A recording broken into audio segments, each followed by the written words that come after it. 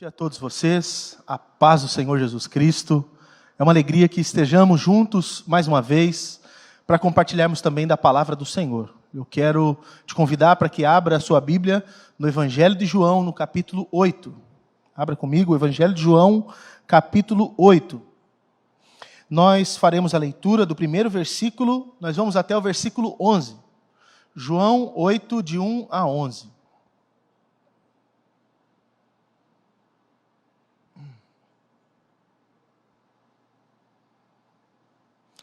João 8, de 1 a 11, que diz assim: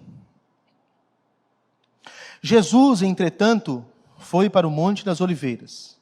De madrugada, voltou novamente para o templo e todo o povo ia ter com ele. E, assentado, os ensinava.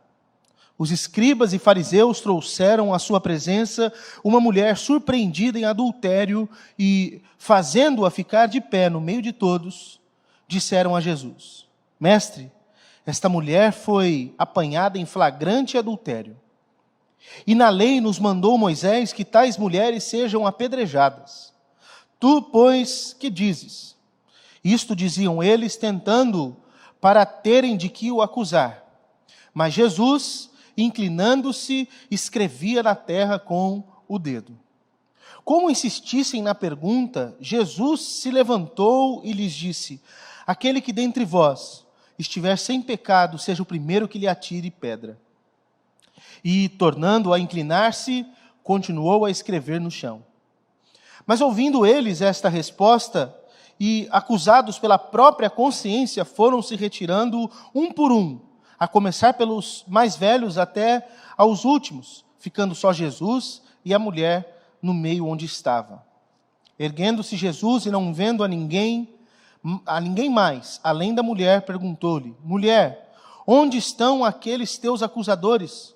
Ninguém te condenou? E respondeu ela: Ninguém, Senhor. Então lhe disse Jesus: Nem eu tampouco te condeno. Vai e não peques mais. Vamos fazer uma pequena oração? Pai, nós suplicamos o teu favor agora. Desejamos ardentemente que a tua palavra nos venha ao coração e eu, humildemente, te imploro que me use como instrumento para ministrar ao coração dos meus irmãos. Permita, Senhor, que mesmo através de mim, a tua graça flua até a vida dos meus irmãos, de todos esses que nos veem e nos escutam, de todos aqueles que na história hão de nos ouvir, que a tua mensagem, aquilo que está no teu coração, chegue e ministre o coração desses que agora estão conosco. No nome de Jesus. Amém. Amém. Esse texto é um texto muito precioso. Nós poderíamos nos utilizar dele para falar sobre muitas coisas. Nós poderíamos tirar muitas lições deste texto. Nós, por exemplo, poderíamos pensar a partir da hipocrisia e da conveniência dos religiosos em tentar pegar aquela mulher naquele ato e, mesmo assim, deixar o homem que também fazia parte do problema de fora, demonstrando um claro machismo, sendo tendenciosos, não apenas em querer pegar Jesus, mas também em desfavorecer apenas a mulher, enquanto o homem ficou livre. Nós poderíamos pensar também a partir da idiotice de julgarmos e condenarmos o erro das pessoas, sendo que a prerrogativa para poder julgar alguém e condenar alguém é dada apenas para aquele que é plenamente santo. São essas as condições. Nós precisamos sempre notar que quando nós julgamos alguém, nós estamos também sendo julgados. E a medida de misericórdia que usamos também será usada contra nós. Então é uma idiotice pensar isso. Ninguém deveria jogar pedra no telhado do outro sabendo que o próprio telhado é de vidro. É uma lição extraordinária que nós poderíamos pensar a partir daqui. Nós podíamos pensar também a partir da sabedoria de Jesus para conseguir lidar com os preconceitos que esses religiosos tinham e sair de todas essas questões sempre com tanta facilidade, de todos esses ardis desses religiosos. Poderíamos pensar, inclusive, a partir do pleno entendimento que Jesus tinha sobre a lei de Moisés. Teríamos muitas lições para tirar desse texto. Mas essa semana, o Senhor me surpreendeu enquanto eu conversava com os meus cunhados, o Du e a Mariana. Essa semana, junto deles, eu tive a oportunidade de confessar um de meus pecados para eles. E eu estava completamente envergonhado e arrasado por ter feito o que eu fiz. E enquanto eu falava, eu fui ministrado pelo Du, meu cunhado. Deus o encheu de ousadia e de sabedoria, e ele, utilizando-se das coisas que ele já sabe do Evangelho, cheio de compaixão e misericórdia, ele se vira para mim, depois de eu ter confessado, e falou: eu só posso te dizer o que Jesus também já disse. Vai e não peques mais. Aquilo foi extraordinário. Foi revigorante. Foi fortalecedor. Foi libertador. Aquelas simples palavras que eu já sabia, mas que não encontrava até então lugar no meu coração, veio como é a palavra, um martelo que esmiuça a penha, e tratou meu coração. O Du foi muito usado para me abençoar, meu cunhado, muito usado para me abençoar essa semana. E a partir dessas palavras dele para mim, eu também gostaria de que pensássemos e refletíssemos nesse texto a partir da graça e da misericórdia de Jesus. Como eu disse, tínhamos muitas coisas que poderíamos pensar, mas eu gostaria muito que nós pensássemos a partir da graça e da misericórdia de Jesus. E uma primeira afirmação que eu posso fazer a respeito disso é que Jesus se importa mais com o pecador do que com o pecado cometido. Eu sei que o que fica sempre latente são as coisas erradas que as pessoas fazem. Que é normal e é comum que se veja muito mais e se perceba muito mais, se note e se aponte os erros. Você pode acertar 1000 vezes, se você errar uma, vai ser suficiente para que as pessoas te julguem, apontem para você. E era justamente isso que estava acontecendo nesse texto que nós lemos. Uma mulher foi pega em adultério. Segundo o que eles mesmos dizem, foi pega em flagrante adultério. E levaram-na até Jesus, a expondo publicamente, e clamavam a plenos pulmões: vejam o que ela fez. Apontavam apenas para aquilo que ela estava fazendo, ou que ela havia feito. Tudo o que ela viveu, tudo o que ela experienciou, todas as coisas da vida dela, foram relativizadas e jogadas no lixo, porque naquele instante, tudo o que importava é o que ela havia feito. Mas Jesus não tratou como os religiosos. Muito embora tudo o que os religiosos viam e propunham que fosse visto era só o que ela havia feito de errado, o que Jesus faz é exatamente o contrário. Enquanto eles clamavam, vejam o que essa mulher fez, Jesus sussurrava: mas eu só vejo essa mulher. A reação de Jesus demonstra que ele não estava notando nada ali.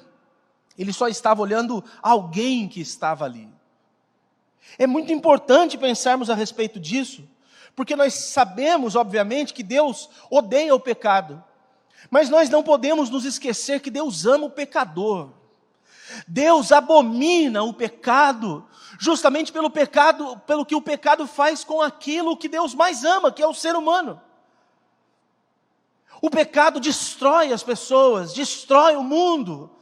E por causa disso é que Deus odeia tanto o pecado, mas Deus ama o pecador. Então você precisa saber disso. Jesus se importa mais com o pecador do que está notando o pecado. Eu sei que o que eu estou falando é bastante escandaloso para muita gente, e eu sei que tem gente que já está aí pensando: poxa, mas aí está fácil e tal. Eu vou tentar fazer algumas considerações no final a respeito das conclusões que nós devemos tirar dessas coisas que eu estou falando. Mas me permita primeiro continuar falando a respeito da misericórdia de Jesus. Em segundo lugar, nós devemos notar que Jesus quer perdoar, não condenar. Jesus não veio para condenar, ele veio para buscar e salvar o que estava perdido. A intenção de Jesus não é descartar as pessoas, Muito embora naquele instante tudo apontava para uma realidade, para uma justa condenação. Tinha ali um flagrante de adultério, tinham as testemunhas, tinha ali o artigo da lei que a condenava. E mesmo diante de tudo isso, Jesus se volta para essa mulher, olhando para ela e sabendo que ali tinha apenas uma filha de Deus que tinha pecado. Ali tinha uma das ovelhas dele que estava extraviada. E foi assim que Jesus olhou para aquela mulher. Enquanto todos olhavam para ela e apenas notavam o que ela tinha feito de errado e por isso a condenavam, Jesus olhava para ela, via a pessoa que estava ali e pretendia e trabalhou para que ela fosse salva, para que ela fosse alcançada. Jesus, depois que desbaratinou todos os acusadores, disse: onde estão esses que te acusavam? Todos eles foram embora. Jesus disse: eu também não te condeno. Essas palavras de Jesus são muito poderosas. Muito poderosas. Eu sei que o que está no coração da maioria das pessoas é que assim, mas isso não é justo. Mas eu gostaria de te lembrar o que Tiago fala, lá no capítulo 2 da sua carta, no versículo 13. A misericórdia triunfa sobre o juízo. E é sobre isso que trata o Evangelho de Jesus Cristo. O Evangelho de Jesus Cristo não veio para destruir as pessoas, para condenar as pessoas, para isso, para condenação, para apontar que estão erradas. Já está aí a lei de Moisés. Jesus, com o seu Evangelho, veio trazer salvação às pessoas. Todas as pessoas podem ser salvas. Aleluia. Uma terceira observação que podemos fazer aqui, no que diz respeito à graça e à misericórdia de Jesus, é que Jesus é o Senhor das segundas chances. Isso para mim é extraordinário. Eu não sei para você, mas eu sei que na verdade algumas das pessoas que agora estão me vendo e me ouvindo, estavam esperando por isso que eu tenho a falar para vocês. Jesus é o Senhor das segundas chances. As pessoas normalmente descartam outras pessoas por um erro. Vou citar um exemplo. Eu pastoreio a nossa igreja, a nossa comunidade há 11 anos. 11. Cuido da maioria de todos os que estão na nossa igreja há, no mínimo, 9 anos. Por esses dias, por causa de não foi opinião política, por causa de algo que eu falei que envolve o mundo político, porque eu nem fiz opinião política, eu as tenho muito claramente, mas nem fiz. Pessoas me condenaram, me julgaram e disseram inclusive que iam sair da nossa comunidade, porque eu falei isso. Vamos supor que o que eu tivesse feito fosse errado, vamos supor, e eu tenho certeza que o que eu fiz não estava errado. Será que depois de 9 anos de serviço, servindo as famílias, de todos os da nossa comunidade, por um erro, eu deveria ser menosprezado, desprezado e descartado? Não. E eu não estou me fazendo de coitado, porque de verdade eu estou aprendendo a superar esse tipo de coisa. Eu estou só demonstrando com um exemplo prático o que as pessoas fazem o tempo todo, porque é isso que normalmente as pessoas fazem. As pessoas estão vivendo normalmente, estão acertando e tal, mas se alguém errou, acabou a chance para essa pessoa. E o que tem que ser feito com essa pessoa é descartar essa pessoa. Foi justamente o que estava acontecendo com essa mulher. Nós não sabemos do histórico dela, nós não sabemos o que ela fez antes, o que ela fez depois, por que ela fez o que fez. Mas aqueles homens agarraram aquela mulher, arrastaram lá para o templo, a expuseram na frente de todo mundo. Já não bastasse a desgraça do que ela fez, a humilharam publicamente e estavam colocando Jesus na parede para que ela fosse morta de acordo com a lei. Aí talvez você diga, mas é a lei que manda. Na lei está escrito que isso tem que acontecer, mas não foi assim que Jesus lidou. Quem lidou pensando apenas em fazer valer a justiça foi apenas, obrigado filha, foi apenas os religiosos. Jesus não pensou, não tentou, não quis lidar com as coisas a partir disso. Jesus lidou de outra maneira. Enquanto eles fizeram essa exposição, queriam condená-la ali diante de todos, dizendo que a vida dela estava acabada. É isso que estava dito, é isso que estava claro, que ela não tinha mais chance. Dali para frente a vida dela havia acabado. Mas Jesus lhe dá outra chance quando diz: vá e não peques mais. Todos a estavam julgando e condenando. Os religiosos trouxeram um argumento. O povo, massa de manobra, ouviu, não pensou, não tentou pensar o que Deus pensaria a respeito disso, e todos estavam prontos para matá-la. Não daria uma segunda chance, mas o que Jesus faz é exatamente o contrário. Jesus não está dizendo com isso que essa mulher era inocente. Jesus não estava com isso dizendo que o que ela fez não tinha importância. O que Jesus estava fazendo ali era dando uma segunda chance para ela.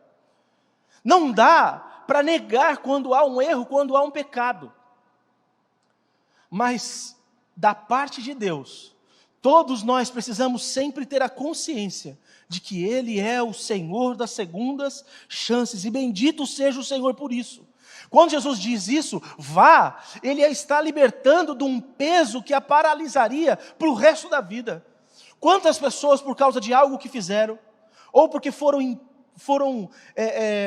destruídas pelas palavras das pessoas, ou porque carregam dentro de si um peso da culpa, estão paralisados, não frutificam, a vida não vai, a vida não avança, as coisas não acontecem. Quantos? Mas quando Jesus fala, vá, Jesus está dizendo para ela, você não acabou aqui. As coisas não pararam para você, a sua vida segue, a sua vida continua, levanta a sua cabeça, vá em frente. Estufa o peito, encara de frente tudo o que vai vir aí por diante, e continua em frente, não para. Quando Jesus diz, vá, mas quando Jesus diz, não peques mais, Ele está reabilitando essa mulher. Ele não está fazendo uma ameaça, vai, não peques mais, porque senão, que é o que geralmente se faz. As pessoas dizem que perdoam, mas diz, se fizer de novo, aí... Jesus diz, vá e não peques mais. Não tem uma ameaça. Aí tem, vá, porque a partir de agora você tem a chance de fazer o que você não pôde fazer até então. Vá, porque agora você pode fazer o que você não fez até então. Você tem a chance de fazer do jeito certo. Vá e não peques mais. Eu disse que eu faria algumas observações, e a minha mensagem vai ser só o final, o apelo que eu vou fazer, na verdade. A primeira observação que nós podemos fazer para a conclusão, primeira delas, talvez alguns de vocês pensem, mas então é fácil, nós podemos pecar à vontade. Esse evangelho não é da graça, ele é da libertinagem. Está abrindo a porta para as pessoas errarem, porque não vai dar nada. Jesus vai sempre perdoar. Olha, se Jesus perdoar sempre todos os pecados, isso é pura bondade dele. E é sobre isso que eu leio o tempo todo na Bíblia. Eu sei que isso incomoda muita gente quando Jesus vem e perdoa. Nenhum daqueles homens que foram embora sem apedrejar aquela mulher foram embora felizes, convencidos de que o que Jesus fez era o mais correto. Eles só foram embora porque a consciência deles não permitiam que eles atirassem uma pedra, porque eles sabiam que eles também tinham errado. É que para eles o erro da mulher era maior do que o erro deles. Talvez você esteja desesperado aí, pensando que o que eu estou fazendo é abrindo as portas para que as pessoas façam o que quiserem. Eu já ouvi muito isso na nossa igreja, que as minhas pregações dão liberdade para que as pessoas façam o que quiserem. Mas é justamente para isso que eu prego, para dar liberdade para que as pessoas façam o que quiserem. E se elas decidirem por pecar, só prova que elas não estão em Cristo. A liberdade que Cristo nos dá para fazer o que quisermos, inclusive o pecado, chama-se amor. Esse amor de Jesus nos liberta, inclusive permitindo as possibilidades de errarmos. Mas se nós voluntariamente vamos procurar o pecado, voltamos e ficamos no pecado, não diz respeito à liberdade que nós temos, diz respeito ao que tem dentro de nós. Então o problema não sou eu pregar a liberdade, o problema é o que as pessoas têm dentro de si. Mas se eu não prego a liberdade, e ao contrário disso, eu falo que elas não podem fazer um monte de coisa para que elas parem de ter certas práticas, eu não as ajudei, porque na verdade eu só estou maquiando uma situação para elas pensarem que elas são santas. E aí acontece o que geralmente acontece com a maioria das pessoas que estão dentro das igrejas e talvez com algum de vocês que está me assistindo. Você vive dentro da igreja, não faz as coisas que geralmente os pecadores fazem. Você é o crente evangélico que não rouba, não mata, não se prostitui, mas faz um monte de outras coisas e acha que é tudo normal. Porque essa maquiagem pública, farisaica de pecados, não faz com que o nosso coração seja puro. Não adianta o lado de fora do túmulo ser bem pintado se dentro só tem podridão e morte. É sepulcro caiado, Jesus disse. Nós fomos chamados para a liberdade, e cada um deve aprender a viver com a liberdade, não usando da liberdade para dar ocasião à carne. A minha pregação não libera ninguém para pecar. A minha pregação liberta os que estão cativos dos outros e da culpa que atrapalha elas de viverem para Deus. Eu estava aterrorizado na minha mente, por causa de culpa. E eu conheço a Deus, eu amo a Deus, eu conheço as coisas de Deus. Mas eu precisei de uma palavra libertadora para me ajudar a levantar a cabeça e continuar. E é isso que eu estou fazendo, não estou promovendo que pessoas tenham liberdade para pecar. Eu estou abrindo portas de liberdade para que aqueles que pecaram tenham a consciência de que Jesus ama mais a elas do que se importa, inclusive com o que elas fizeram. Segunda consideração que eu tenho a fazer, ou observação. É claro que quem peca terá de assumir a responsabilidade por seus atos. Parece que falando assim, essa mulher vai embora e acabou. Deu um delete no problema dela e nada mais vai acontecer. Claro que não, essa mulher foi pega em adultério, ela teve que voltar para casa, ela teve uma exposição pública. Ela vai ter que continuar lidando com as consequências daquilo que ela fez. Eu não sei, a Bíblia não relata o que aconteceu depois, mas ela não passou por dias fáceis. Quem peca tem que assumir as consequências daquilo que fez. O perdão de Deus, na maioria das vezes, não tira de nós as consequências daquilo que nós fizemos. Todo pecado gera uma consequência. O que Jesus fez foi tirar a culpa dela diante de Deus. Mas as consequências daquilo que ela semeou, com certeza ela colheu. Todos os que pecam, colhem daquilo que plantaram. Isso é muito duro e muito triste. Mas é menos difícil lidar com essas coisas quando você sabe que você está em paz com Deus. Quando você sabe que você está perdoado por Deus.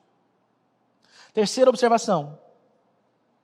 Se você flagrou ou soube que alguém pecou, leve isso até Jesus. Mas leve clamando por misericórdia. Não seja como aqueles religiosos que pegando alguém em adultério levaram para a pessoa ser exposta e condenada. Se você soube de alguma coisa, faça o que João pede para fazer. Você sabe que alguém está pecando? Ore, vai lá, fale com essa pessoa, procure ajudar essa pessoa, porque é isso que Jesus fez. E se você fizer isso, você é alguém semelhante a Jesus. Agora, se quando você pega alguém, você faz fofoca, leva para frente a conversa, você acusa essa pessoa, discrimina essa pessoa, você está agindo como um religioso. E esses religiosos eram patrocinados pelo diabo, porque o diabo é acusador por excelência. É isso, inclusive, que significa diabo, maldizente, aquele que fala mal. O acusador dos nossos irmãos, diz o livro do Apocalipse, é Satanás. Então, se você é alguém que acusa, ao invés de tentar restaurar vidas, você é um agente do inferno, você é só um religioso, pode estar enfiado numa igreja, mas isso não te vale de nada. Porque na verdade, quem você é está denunciado por essa atitude. Então, quando você perceber, vir, desconfiar, ao invés de julgar, condenar, jogar no lixo, desprezar, ampara, leva isso até Jesus, age com misericórdia, ajude para que essa pessoa seja levantada. E se você fizer isso, disse João, você vai salvar uma vida. Minha quarta observação. Se foi você quem pecou, eu quero que você saiba que nós temos um advogado diante de Deus. intercedendo em nosso favor. Isso está em Romanos 8:34, Hebreus 7:25, 1 de João, capítulo 2, versículo 1. E se nós confessarmos os nossos pecados, disse João, Ele, Jesus, é fiel e justo para nos perdoar os pecados e nos purificar de toda a injustiça. Pode ser que hoje você está massacrado, quebrado, arrasado, porque alguém soube de algo que você fez. E ao invés de usarem de misericórdia, como os meus cunhados usaram comigo quando eu confessei, te julgaram, falaram mal a seu respeito, te destruíram. Pode ser que hoje você esteja destruído, exposto, envergonhado. Pode ser que hoje você esteja arrasado, moído, justamente porque a culpa que você carrega dentro de você está te matando, te sufocando, você não sabe o que fazer da sua vida. Eu gostaria que você ouvisse dos meus lábios uma palavra que eu sei que Jesus tem a falar para o seu coração. Ei, eu te perdoo. Eu te perdoo. Levanta desse teu estado de desgraça. Segue a sua vida de cabeça erguida e aproveita a segunda chance que você recebe para que você não faça mais o que fez até então. Essa palavra de Jesus para o seu coração, abraça isso. Eu sei que essa palavra de esperança para o seu coração pode ser tudo o que você estava esperando. É bem provável que o inimigo estivesse utilizando de circunstâncias e falando ao teu coração coisas justamente contrárias. Que agora a sua vida está destruída, que daqui por diante não há mais o que fazer, que a sua vida está derrotada, que ninguém mais estará contigo. Jesus se importa com você, está com você, e por isso eu estou falando aqui agora. Então, em nome de Jesus, aceita essa palavra, creia no perdão de Deus para você, abrace a graça de Jesus Cristo e ande com fé no caminho do Senhor, aproveitando a oportunidade que Ele te dá. Pastor, o que eu preciso fazer para receber essa graça? Simples. Eu vou orar pela sua vida agora, e você com fé vai dizer, Senhor, é isso mesmo que eu quero, amém, é isso mesmo que eu quero. Eu vou orar também por você, que vendo as pessoas que fazem o erro, não usam de misericórdia. Talvez essa seja a sua dificuldade, o seu pecado. E eu quero orar pelo seu pecado também. Alguns estudiosos dizem que possivelmente aquilo que Jesus escreveu na areia enquanto ele agachava na terra, ele escreveu, foi justamente não o pecado da mulher que haveria de ser apagado, mas o pecado dos acusadores. Tem algumas evidências nos termos que são utilizados ali na língua grega. Que Jesus apague o seu também. Que tenhamos misericórdia uns dos outros. Que andemos revestidos de misericórdia uns pelos outros. E quando virmos que alguém caiu do nosso lado, que sejamos aquele que o ajuda e o levanta e o coloca de pé. Nós andamos juntos como comunidade, para que quando um cair, o outro o ajude, o levante. É melhor serem dois do que um, porque se um cai, o outro levanta, diz a palavra. Nós somos comunidade, para que nos curemos, para que nos ajudemos, para que nesse tempo difícil, nenhum de nós se perca. Que o Senhor te abençoe, em nome de Jesus. Ore comigo agora. Pai, estou diante dos meus irmãos, sabendo e crendo que muitos deles estão sofrendo agora. Sofrendo porque sentem o peso do pecado. Porque estão cheios de angústia e culpa. Estão cheios de dor na alma, não sabem o que fazer, se sentem sós. Pensam que ninguém pode ajudá-los e na verdade ninguém pode mesmo. A não ser o Senhor, e o Senhor veio em socorro do teu povo, bendito seja. Que agora, esse ou esta, que ora comigo, coloque o coração diante do Senhor, clamando por misericórdia. E eu clamo agora em nome deles.